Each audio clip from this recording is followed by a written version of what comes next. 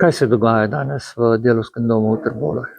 Danes v Delavskem domu v Trbovljah je dogodek 65+, pa kaj, lahko si zraven, namenjen vsem odraslim, posebej še tistim starejšim od 65 let. Tukaj so delavnice, informativni kotički in večer z Nikom Škrlecom in znanimi gosti. Kakšne delavnice ste pripravili danes dopoldan za obiskovalce?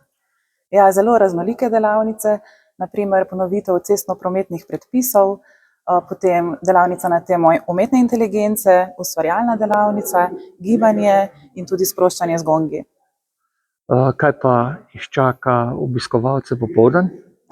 Popoldan pa bojo informativne stojnice s predstavitvijo različnih društev, organizacij in kot rečeno v gledališki dvorani ob 18. uri tudi večer z Nikom Škrlecom in znanimi gosti.